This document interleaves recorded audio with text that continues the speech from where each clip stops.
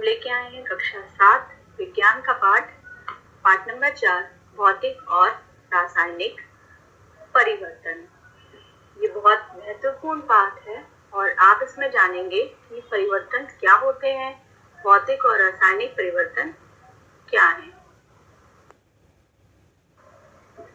चलिए पहले समझते हैं हम परिवर्तन होता क्या है।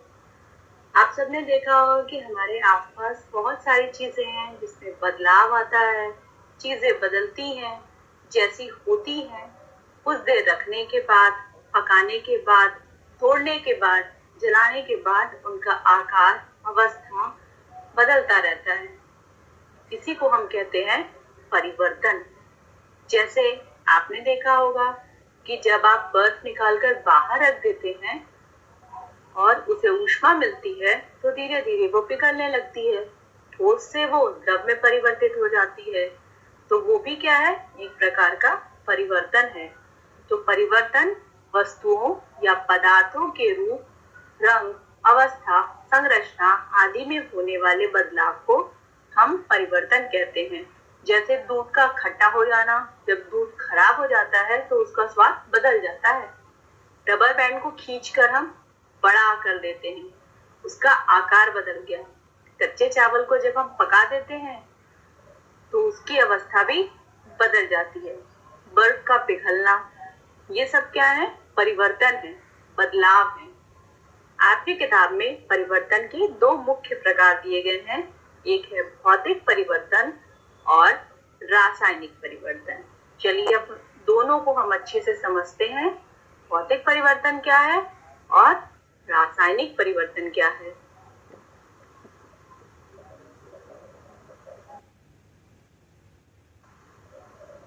सबसे पहले आते हैं भौतिक परिवर्तन पर। आप सब ने ये अपने आसपास जरूर देखा होगा, मोम पिघलती है।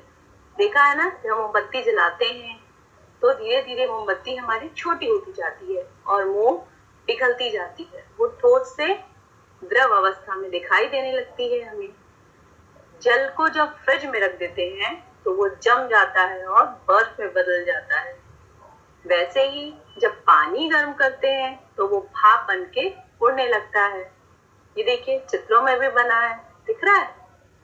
तो ये सभी प्रकार के परिवर्तन भौतिक परिवर्तन है, जिसमें केवल अवस्था बदल जाती है, उसका आकार बदल जाता है, उससे हमें कोई नई चीज नहीं मिलती है। वापस हम उसे पुरानी अवस्था में ला सकते हैं। जैसे हमने रबर बैंड को खींचा, छोड़ा तो वापस वो पहले जैसा हो गया। बर्फ जमाई और बर्फ को बाहर निकाल के रख दिया तो वापस वो जल हो गया।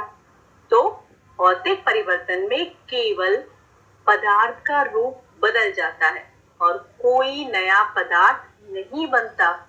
और परिवर्तन के बाद पदार्थ को फिर से पूर्व स्थिति में प्राप्त किया जा सकता है, जैसा कि इन चित्रों के माध्यम से तुम सब देख सकते हो।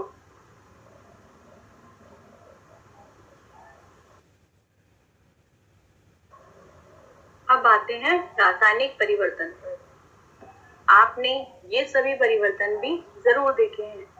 जैसे दिवाली पर पटाखे तो सबने जलाए हैं, फुलझड़ी जलाई है ना, उसे जलाने के बाद हम देखते हैं कि हमारी फुलझड़ी सफेद सफेद पाउडर की तरह बच जाती है।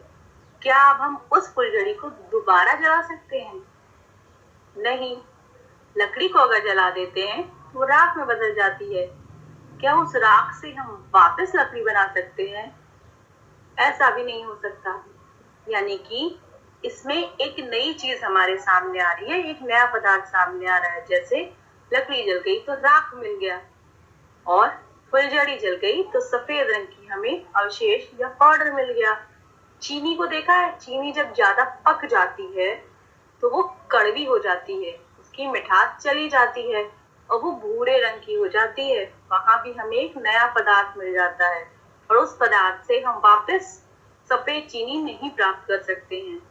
तो इसका मतलब रासायनिक परिवर्तन एक ऐसा परिवर्तन है जिसके होने के बाद कोई नया पदार्थ बनता है और उस पदार्थ को हम फिर से पुरानी अवस्था में नहीं ला सकते। जैसे राख से हम फिर से लकड़ी नहीं बना सकते, जली हुई फुलझड़ी से वापस नई फुलझड़ी नहीं बना सकते। ऐसी बहुत सारी चीजें हैं जो हमने अपने आसपास देखी हैं। जितनी भी वस्तुएं जलती हैं वहां सब रासायनिक परिवर्तन ही होता है।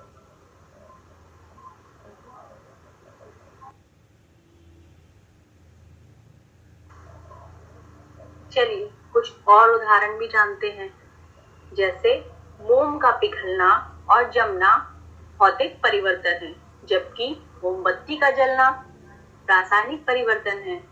मोम का पिघलना, जब उसे ऊष्मा मिलती है तो वो ठोस से द्रव में परिवर्तित हो जाती है और उसी मोम को हम इकट्ठा करके वापस ठोस में बदल सकते हैं। लेकिन जब मोमबत्ती जलती है तो मोम ऑक्सीजन के साथ क्रिया करती है और कार्बन डाइऑक्साइड बनाती है, साथ ही उसमें जल निकलता है।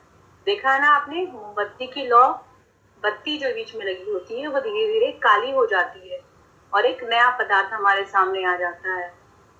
दूसरा है फिटकरी के क्रिस्टल का बढ़ना भौतिक परिवर्तन है, जबकि चने के बीज के पौधे के रूप में बढ़ना रासायनिक परिवर्तन है। आप सबने देखा होगा या अपनी किताब में भी पढ़ा होगा कि हम फिटकरी के क्रिस्टल बना सकते हैं। उसे घोलकर पानी में उसके ऊपर एक धागे में फिटकरी का टुकड़ा लटका दें। धीरे धीरे वो क्रिस्टल बढ़ने लगता है और एक नए रूप में प्राप्त हो जाता है। तो उसमें हमें कोई नई चीज प्राप्त नहीं हुई, वही फिटकरी आकार में केवल बड़ी हो गई। लेकिन जब हम एक चने को बो देते हैं तो उसमें से एक नन्हा पौधा निकलता है और वो धीरे धीरे बढ़ने लगता है, क्योंकि उसके अंदर कुछ रासायनिक परिवर्तन होते हैं और वो चना पौधे के रूप में विकसित हो जाता है। क्या अब उस पौधे से वापस वो छोटा सा चना प्राप्त कर सकते हैं? नहीं, क्योंकि वह चना अब पूरी तरह से विकसित होकर एक नन्हे के पौधे से पौधे के रूप में परिवर्तित हो चुका है। गर्म जल से भरे डिब्बे पर पानी डालना भौतिक परिवर्तन है, जबकि सोडियम पर पानी की क्रिया रासायनिक परिवर्तन है। आप सबने देखा होगा किसी गर्म डिब्बे के ऊपर अगर हम ठंडा पानी डाल देते हैं तो वो पिचक जाता है, उसका आकार टेढ़ा मेढ़ा हो जाता है। पर इसका मतलब ये नहीं कि टिन या लोहे का डिब्बा किसी और पदार्थ में बदल जाए, वो वही रहता है, केवल उसकी अवस्था चेंज हो जाती है। आप उसे वापस सही कर सकते हैं।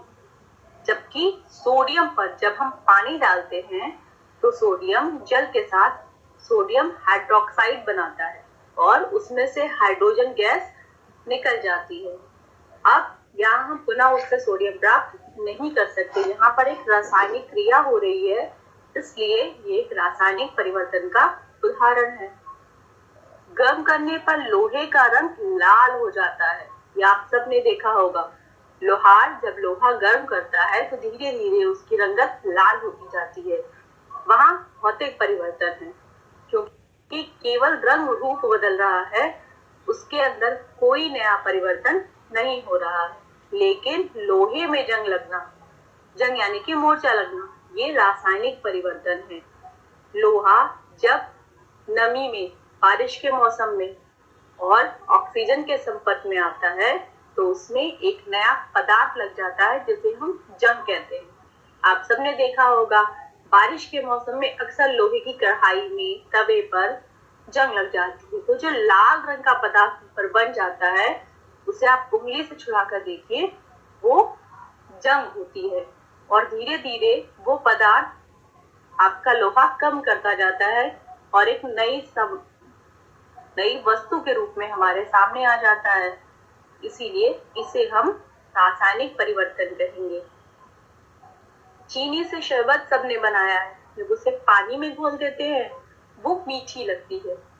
चीनी वैसे भी मीठी है और पानी में घोलने के बाद शरबत भी मीठा रहता है, उसके गुण में कोई परिवर्तन नहीं होता। लेकिन जब चीनी को पका दिया जाता है तो एक नया पदार्थ प्राप्त होता है जो भूरे रंग का होता है, जिसे कैरमल कहते हैं। उसे ठंडा करके हम वापस पुनः वो चीनी प्राप्त नहीं कर सकते, वो भूरे रंग की होती है और उसका स्वाद भी थोड़ा सा कड़वा होता है।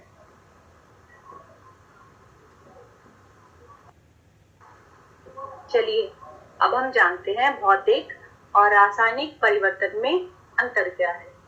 जैसे भौतिक परिवर्तन पदार्थ के केवल भौतिक गुण, रंग, अवस्था, गंध, उन्हीं में परिवर्तन होता है। रासायनिक परिवर्तन से बनने वाला पदार्थ यानी कि जो नया पदार्थ बनता है वो रासायनिक गुणों और संगठन से प्रारंभिक पदार्थ से पूरी तरह भिन्न होता है, पूरी तरह से नया होता है। परिवर्तन का कारण हटाने पर पुनः प्रारंभिक पदार्थ प्राप्त हो जाता है। ये भौतिक परिवर्तन की खास बात है। जैसे हमने रबर बैंड को खींचा और जैसे ही हमने उसमें बल लगाना छोड़ दिया वो वापस पहले वाले आकार पर आ जाता है, जबकि रासायनिक परिवर्तन में ऐसा नहीं होता। भौतिक परिवर्तन अस्थायी है, यानी हमेशा नहीं बना रहता। आप जल से बर्फ बना सकते हैं, बर्फ से जल बना सकते हैं, लेकिन रासायनिक परिवर्तन स्थायी होता है। एक बार यदि हो गया तो उसे परिवर्तित नहीं कर सकते। जैसे लकड़ी जलकर राख बन गई, उस राख से आप पुनः लकड़ी प्राप्त नहीं कर सकते हैं।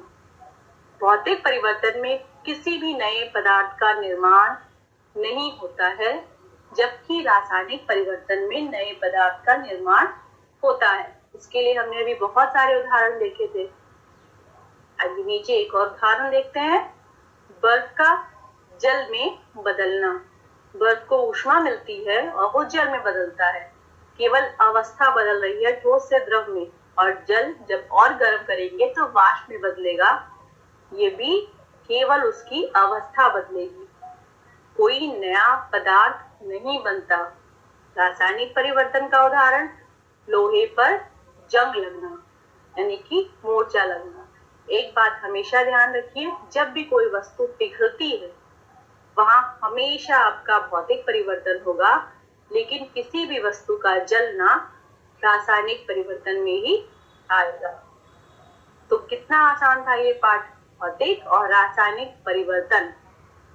अब अपने आसपास बहुत सारे परिवर्तन देखिए, समझिए और पहचानिए।